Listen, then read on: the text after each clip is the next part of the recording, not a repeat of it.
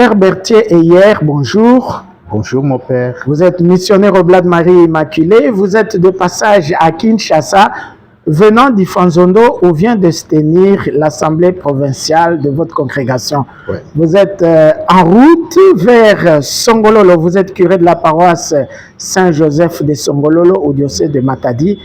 Mon père, Songololo, c'est à la frontière avec l'Angola, c'est-à-dire le lieu de passage entre les deux pays de la province oblate du Congo, entre la République démocratique du Congo et l'Angola. Alors, vous êtes bien conscient d'être là, à la frontière, n'est-ce pas? Oui, mon père. Je suis à Songololo depuis 2017. C'est en février 2017 que frère Monseigneur Daniel Landou est venu nous présenter à la communauté chrétienne comme missionnaire nouvellement installé dans son diocèse. Songololo est notre première installation dans le diocèse de Matadi.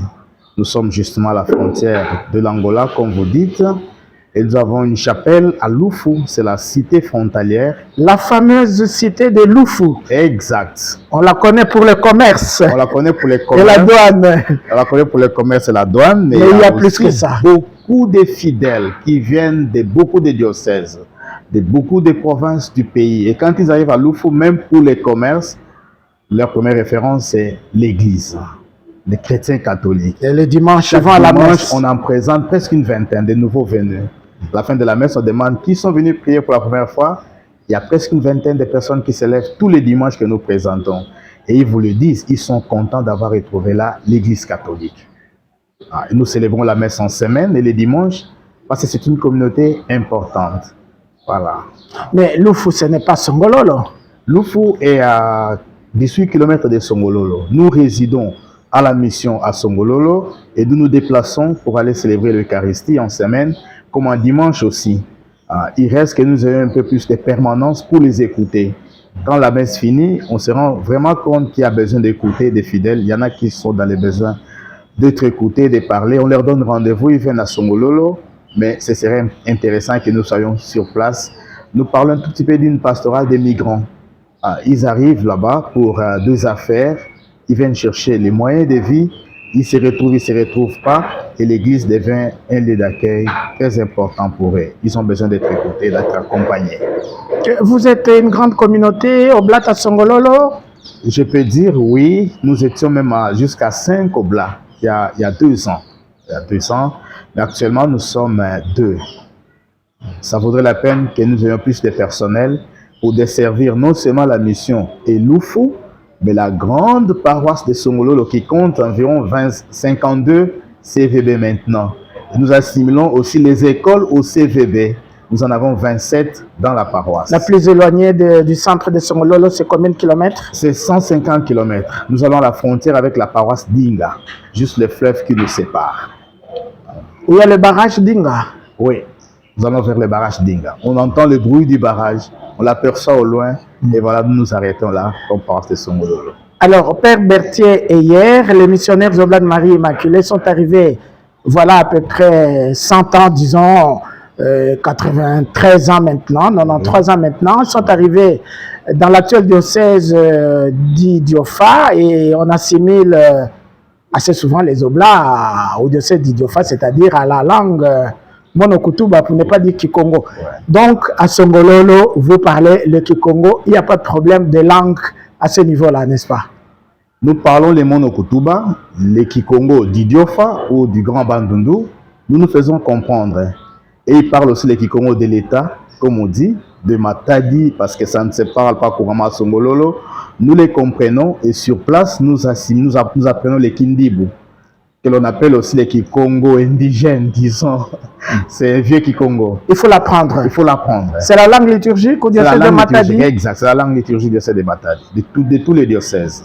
Et donc, quand l'évêque actuel de Matadi décrète récemment qu'il faut que toute la liturgie se passe en langue Kikongo, oui. Ce n'est pas le Kikongo d'Idiophanie de Kikwit. Hein?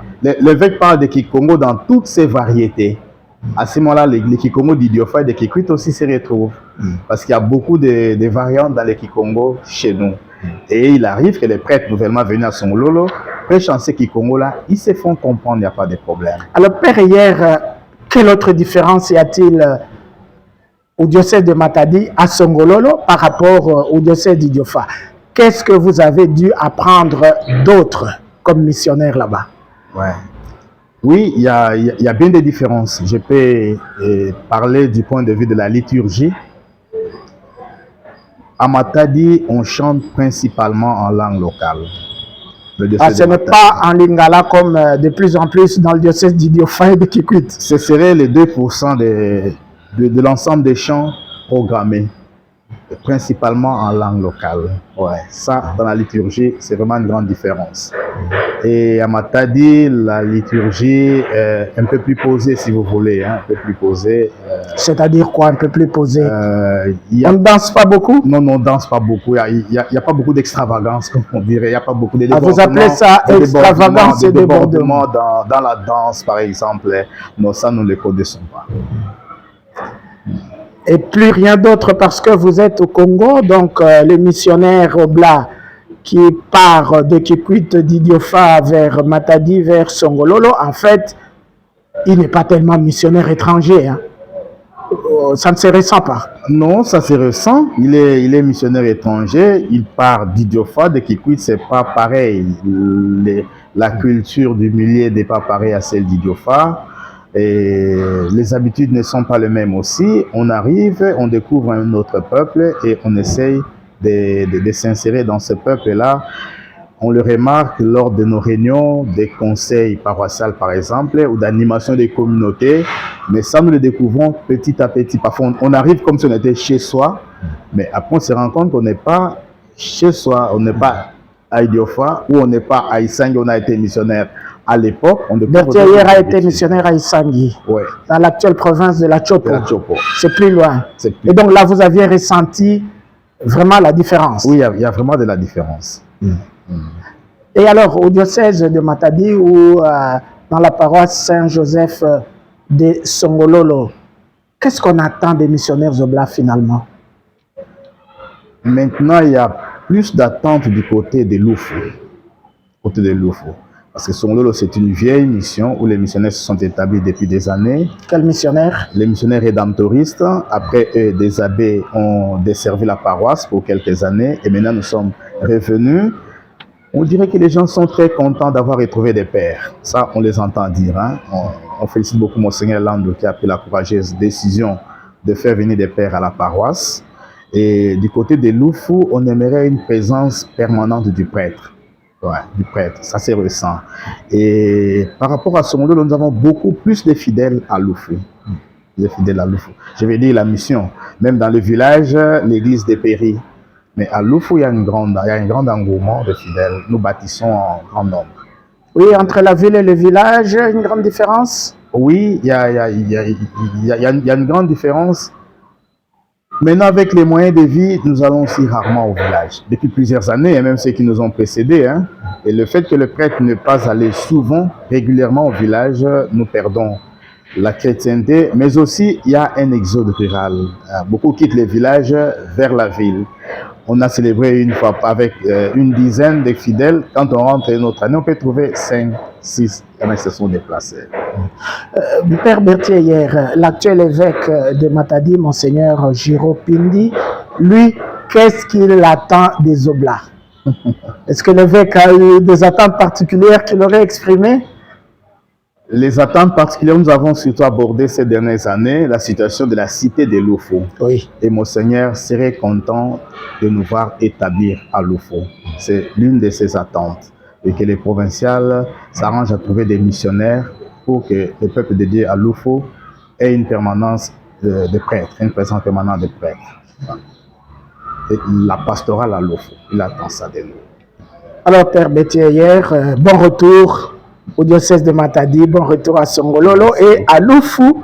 Vous avez vu passer les confrères qui sont venus d'Angola, n'est-ce pas? Oui, ils passent par là, pas seulement maintenant, ils passent par là. Ils partent en Angola en passant par Songololo, ils reviennent de l'Angola en passant par Songololo. Nous les rencontrons parfois à la frontière pour leur faciliter des formalités. Sinon, nous appelons des services, ce sont nos fidèles qui y travaillent. Ils les accueillent bien. Merci mon père. Merci mon père.